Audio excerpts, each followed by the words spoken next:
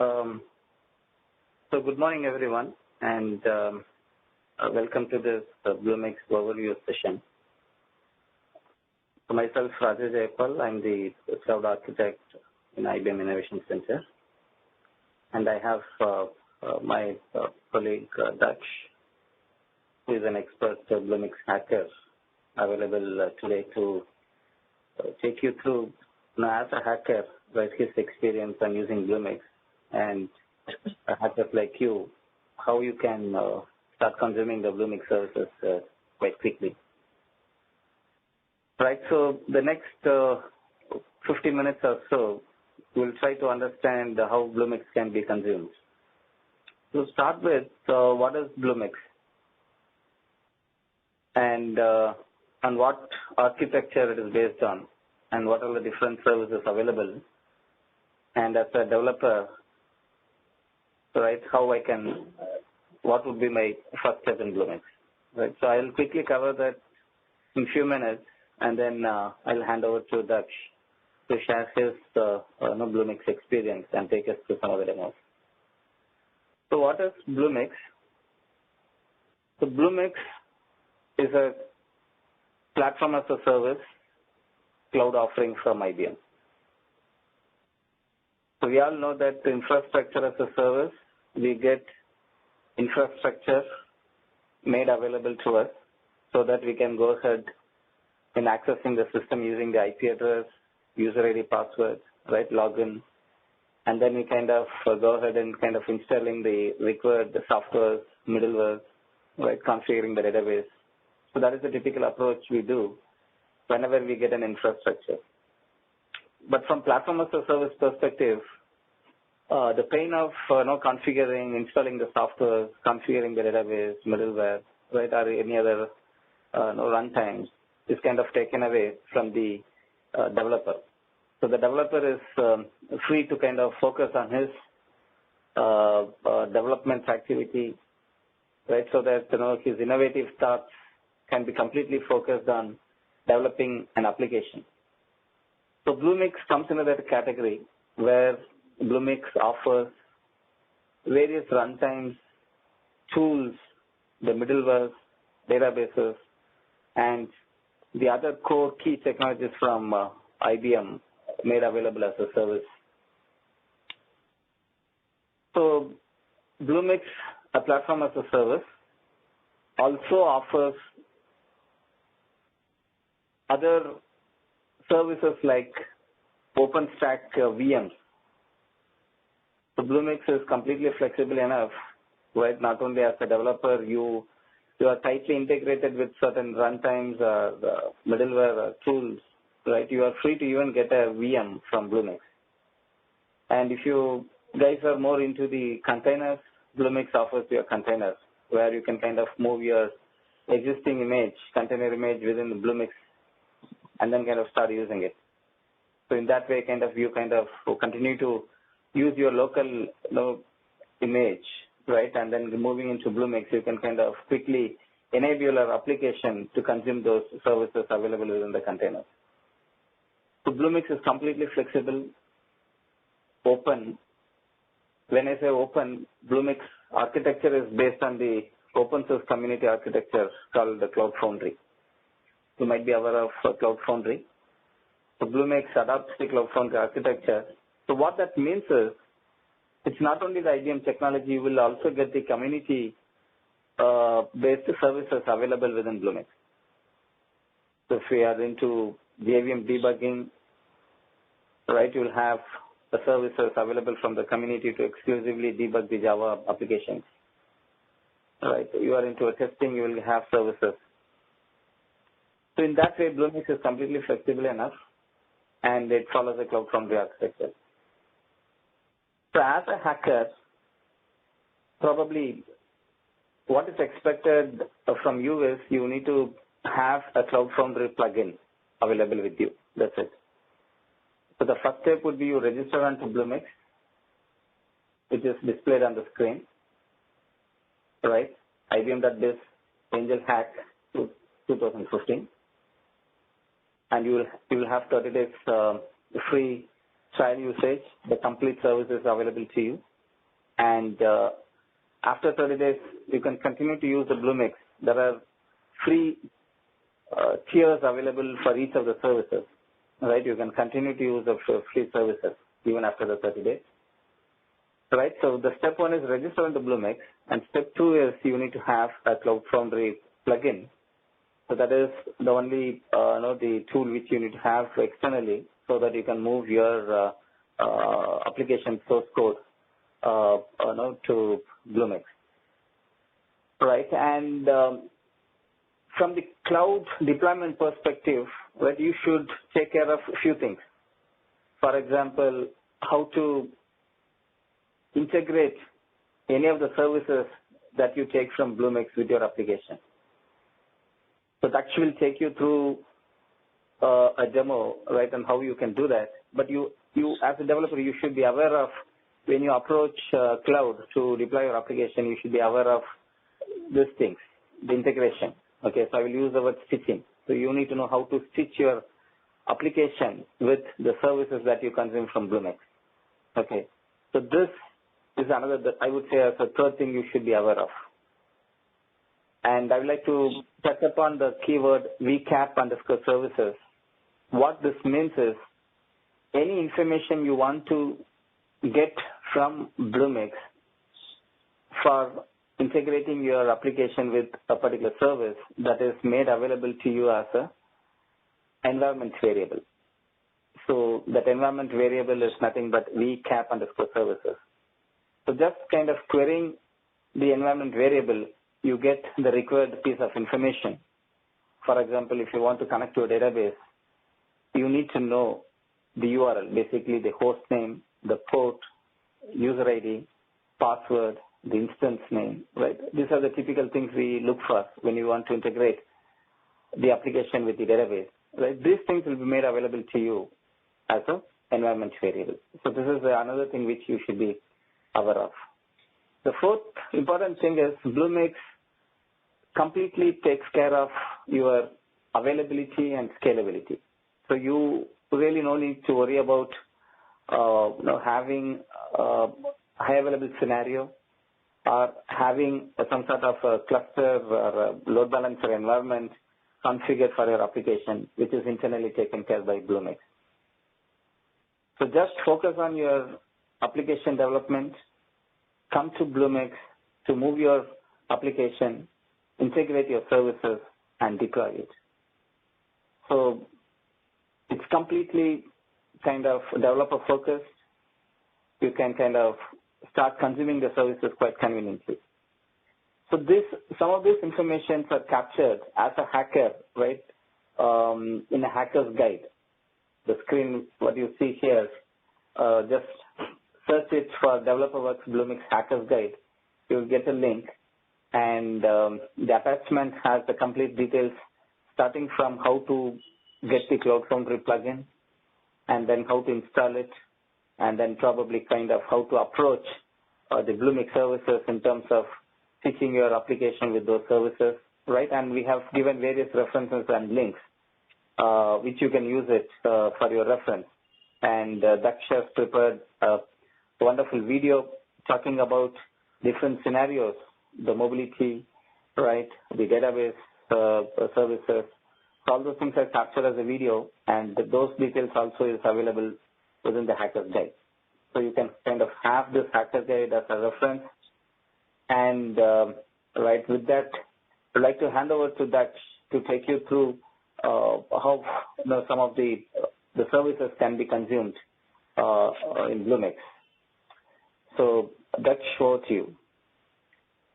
Thank you, Rajesh sir. Hi guys, I'm Daksh, currently working as an intern at IBM Innovation Center. And so as Rajesh sir previously said that I've created a kind of a small demo, which I think from a hacker's perspective will be really helpful for you. And so without further delay, let's start with the demo. And so what I've done is that I've divided my demo into 3 parts. So, and you'll be coming to know what those three parts are as I progress in my demo. So, and all these three parts are what I think will be are really important while you're participating in a hackathon, or in a 24 kind of a hackathon.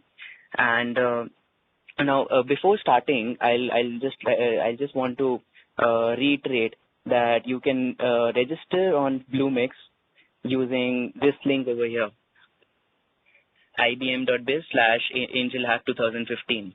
And then, so once you register, what you'll see is this kind of a console, what you can see on my screen right now. So this is the basic Bluemix console where you see all your applications which are hosted on Bluemix from your account, and all your and the health of your applications. So let's dive into the part one of my demo.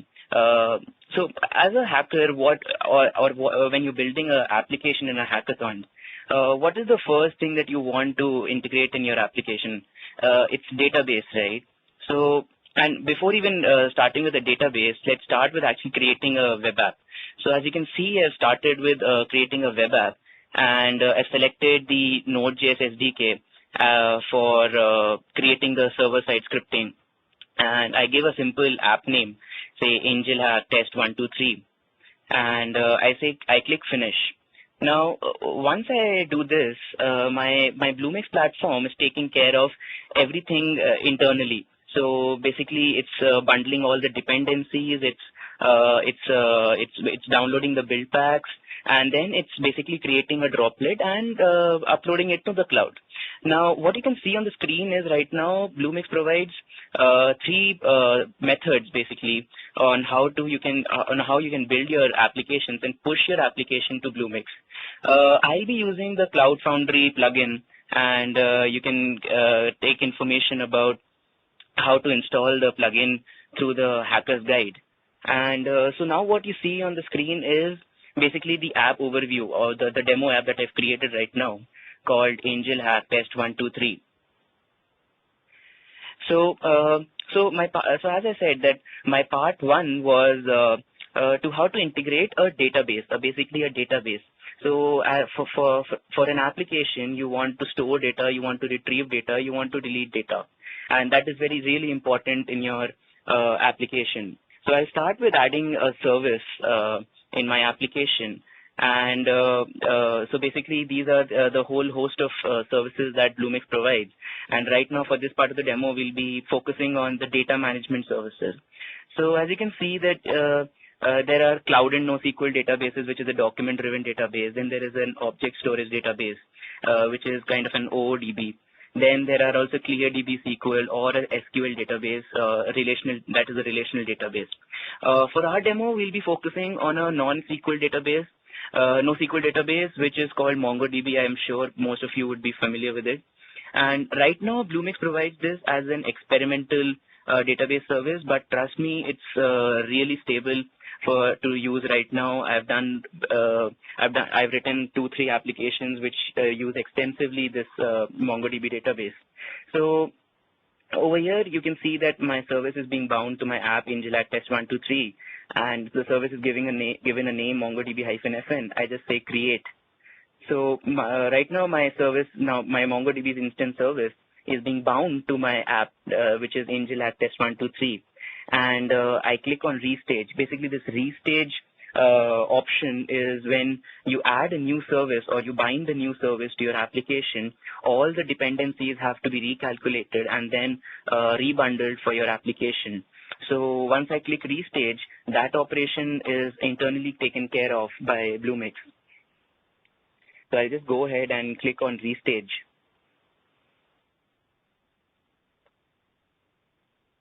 Yeah, so you can see in the app health column, you can see that the application is staging.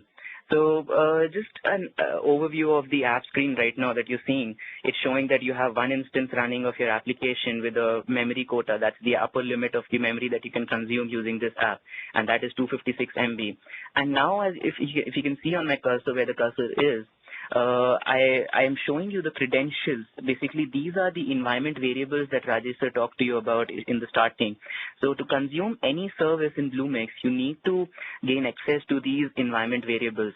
And as you can see that I am hovering over the credentials part. These credentials part are basically the access credentials that you need to gain access to your database that is hosted on the cloud. So basically, all these service instances are hosted on the cloud, right? And so, very intuitively, all of them have a kind of a URL, a username, and a password, which are really important on to gain access to these services. So now I'll just show. So you can go to the start coding part, and what now Bluemix provides you is with a kind of a template. So if you click on this download starter code, you'll download a zip file, and if you unzip that file, you'll find a complete Node.js application, which will be a kind of a template on top of which you can just build your application around it. So it will be an application which will be using the Express framework, if you're familiar with the Node.js Express framework. And so right now on the screen you can see now one of the application files now, the server files. So what I'm showing right now is how to gain access to the environment variables. So what I'm doing in the code right now is that I am making an object of the VCAP services, what Rajesh talked to you about, and then I'm checking if the environment variable contains a service called MongoDB-2.4. Then I'm just taking the connection string, that is basically the URL. So as I told, because all the service instances are hosted on the cloud, you need a basic URL to access those service instances. So if you can see in the show credentials part, there is basically it's a JSON string, and we're passing the JSON string to get the URL key. So the mongo.url will pass the JSON, and it will return the value that's stored for the key URL.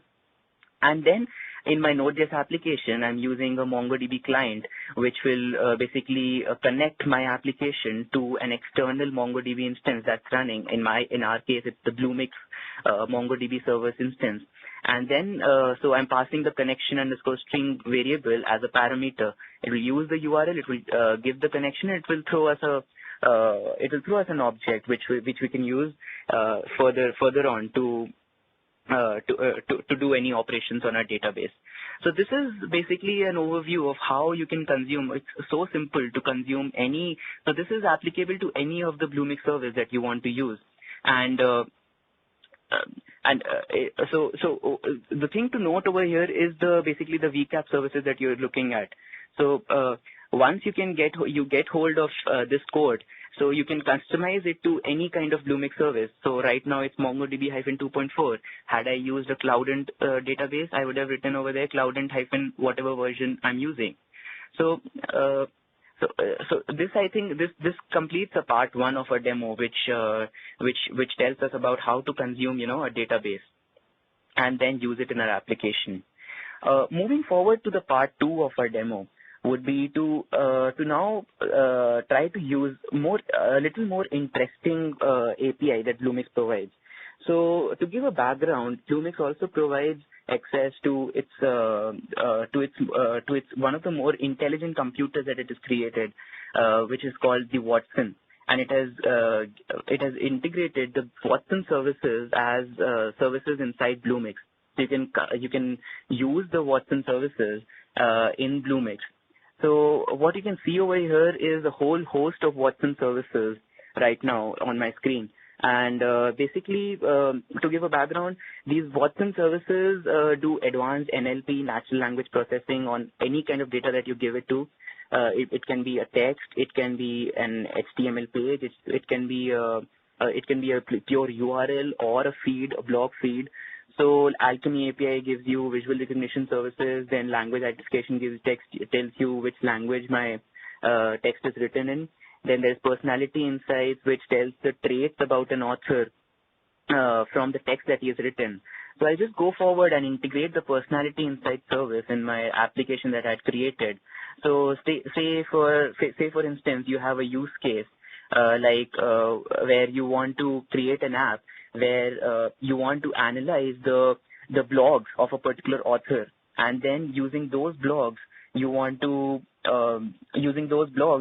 gain some insights about the author, and then possibly as an extension of this app you can then you can derive insights about world's top 5 blogs, and then whichever blogs are matching you can redirect the author to those blogs, right? This could be a good use case scenario to this personality insight service.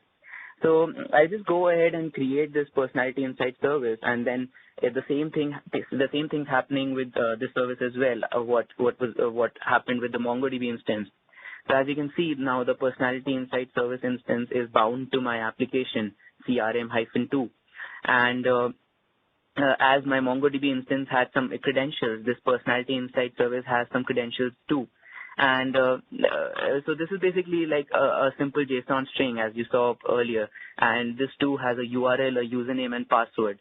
So earlier in the code snippet that I showed you, you basically use these environment variables to pass the JSON string and then gain access to the personality insight service. One thing that I would want you to note is the name of this personality insight service. So the name is personality insights -80. Now we'll be using this name we'll be using the name of the service before we are pushing the application to our Bluemix environment. So so earlier on, if you downloaded the template, the starter code basically that Bluemix provided you, it has a file called manifest.yml. So what happens is when you push your application to Bluemix, it uses this manifest.yml to get the configurations that you want to bind to your application.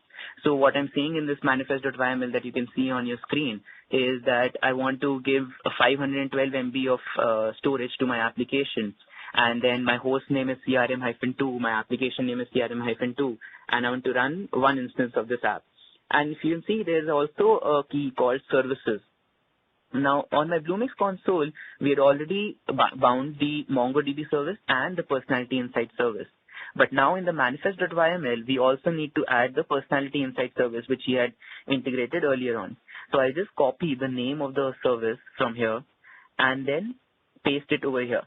So now, when I do a push of this application, which I'll be showing you in a couple of minutes, it will take this configuration from the manifest.yml. So I'll write cf push and the app name that I want to update. So in my case, it's CRM-2, and I just press enter. So as you can see on the screen now, it's using the manifest file and manifest.yml, and it will basically do the usual Cloud Foundry push that Cloud Foundry architecture lets us to do. So this now explains how simple is using all the Watson services or any Bluemix service for that matter is. And I'll just go ahead and show you the documentation about all these Bluemix services. Basically, all these Bluemix services are exposed through REST APIs. So I'll go into the doc section where you can see the REST APIs, where you can see the documentation about the REST APIs on how to hit those REST APIs and gather insights from them. So on your screen right now, you can see a whole host of these Watson services, which I had shown you in the catalog section.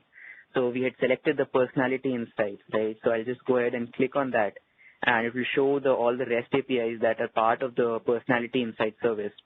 So basically, so now right now I'm showing you the /v2/profile. Basically, it's a post request. You have to do an HTTP post request on this, and it has a limit of 20 MB of a limit of 20 MB of input that it can handle, on which it can do analysis. So basically you can use any of these REST APIs. You give it input as a text, and then it will return you a nice formatted JSON string, which you can now use in your application. So this is as simple as it can be, right? Consuming a Bluemix service, be it a Watson service or a database service, right? And this is what I wanted to even touch upon in part 2 of my demo. And moving forward to part 3 now. So part 3 will now cover if you want to develop a mobile application using Bluemix. And trust me, it is possible to develop a mobile application in Bluemix within minutes. So what Bluemix does, it gives a boilerplate. So what boilerplates are, these are basically frameworks and templates that you can use to build your application on. So you can see that there is a mobile cloud boilerplate present in Bluemix environment, and I'll just go ahead and start with that. And so what you can see is the whole list of services that Bluemix is providing with this boilerplate. So it's giving me a Node.js server-side scripting a template, then some basic mobile services like mobile quality assurance, mobile data. So the more important service that we'll be looking at in this demo is the push notification service, right? So you've seen applications, Android applications, mobile applications, which use the push notification service to notify their users if some important event has happened, or if they want to gain attention of their clients to something, right? So Bluemix provides the push notification service, and I'll show you ahead that how easy it is to integrate the push notification service in your application. So I have this AngelHack application running on my console, which I'll just show you the app overview. The app name is AngelHack, and these are the services that I previously even showed you. And we'll just go ahead and integrate the push notification service now, and I'll show you how to configure the push notification service. Now, before that, I'll also like to touch upon a few important things. So when I now go into this mobile options tab, I see enter registration under the enter registration credentials column. I have basically three keys. That I have a root, I have the application key, and the application secret. Now, these three variables are something like environment variables itself. And these three variables are really important if you want to make connections between your Android application, your Bluemix platform, and the server-side scripting that you've done and which will be hosted on the Bluemix platform. So using these three credentials, basically, all the three components will be bound together. I'll just repeat again, the Android application, the Bluemix platform, and the server-side script that you've written. So I'll just go into start coding part, and so as I showed you where you could download the starter code for any of the boilerplate that you had made. So even here in this, if you click on download starter code, basically if you get a zip file, and if you unzip that file, you'll see there are two directories. So what you can see right now on my screen one directory is the Bluelist Push Android, and the other one is the Bluelist Push Node. The Bluelist Push Android is basically the Android framework, the Android app that you want to build. So it's a template where you can build your app on top of it. And the Bluelist Push Node is basically the server-side app written in Node.js that you can use to build your server application. So right now what you're seeing is the server application that Bluemix has provided me with, and there's a variable called app config, right? And there are variables keys called application ID and application root. Now, if you notice that then the application ID and the application root are exactly the same to what I showed you a couple of seconds ago. In the registration credentials, my app key and my application ID should match. So what the template will provide you is that it will give you some dummy values over there, and you have to fill in those variables with your actual application key and your ID.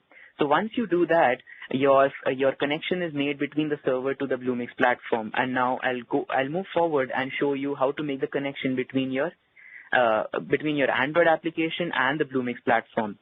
So if you open your Android application in your favorite Android studio, so what you can see is in the effects folder over here, you'll see a file called bluelist.properties, right? And in that bluelist.properties, you again have the same variables: application ID, application secret, application root. So again, initially all of these will be pre-filled with some dummy values, which you'll have to edit and put in your own values which your application is taking, right?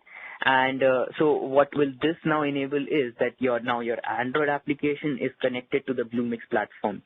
So now your Android application can make API calls, can consume any service that's running on your Bluemix platform, it can contact to the server that's running for your Android application on Bluemix. So now at this point of time, we've made the three connections. We have a connection from Android to Bluemix and from the server side to Bluemix. And we'll now just go ahead and now configure one of the services that we've integrated with our application. And I'll be showing you the push notification service, right? So I just clicked on the push notification service and it will show me a nice configuration window where I need to configure my push notification service with a few values. So what are these values actually? So if you're familiar with using push notification service with in any Android app, then you must be knowing that Google provides with an API called Google Cloud Messaging API. So what you can see on the screen right now is a developer console on the Google website. And if you log in with your credentials, what you can do is you can create a new project over here, which I've in the drop down. You create a new project for your application. I've created AngelHack push. And then you can see a whole host of APIs which you can enable or disable on a fixed quota. So I'll just search for the Google Cloud Messaging API, which I need to enable for my application to get push notifications. So what you'll see on the screen is now an option to enable the API. Right now I've already enabled it, so it's showing me to disable the API. So next step is to go into the credentials tab, what you see on your left-hand side, and create a new public API access key. Please make sure that you create a key for the server application. It will prompt you to make a key for maybe an Android application or a web application, but do make a key for the server application, right? And then you go to this overview page, and what you see right now over here where I'm highlighting it is the Google project number. Now, this Google project number is really important when you need to now configure your push notifications on your Bluemix platform. So now what you see on the screen is my push notification service configuration window, where in your Google Cloud Messaging part, you have to fill in some values. These values are basically something like credentials. And so now basically you're making the connection between the Google Cloud Messaging API and your Bluemix platform. And to be precise, the push notification service.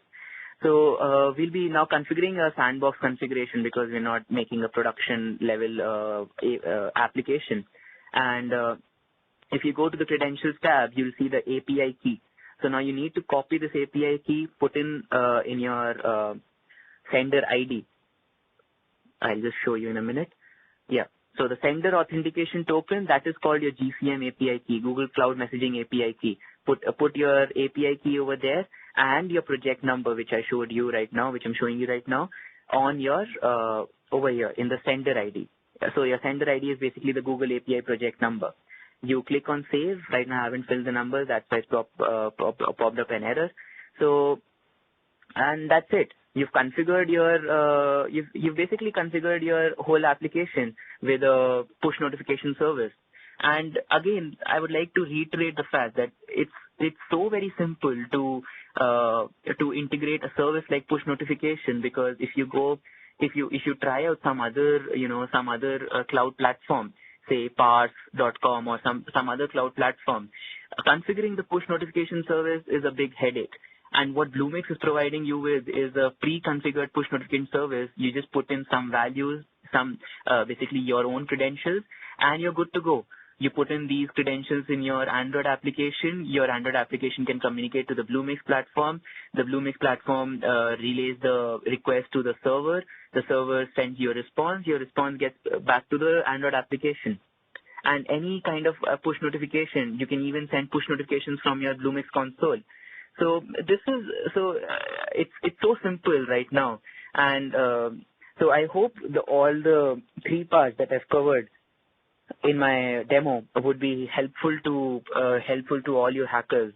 And so from a hacker's perspective, I think these three parts were what were essential if you were planning to hack on Bluemix. And so this is all I have for now, Rajesh sir. Over to you. Sure, Daksh. Thank you. That was an excellent presentation. So, dear hackers, that's all about, right, how you can approach Bluemix. You have seen 3 wonderful demos.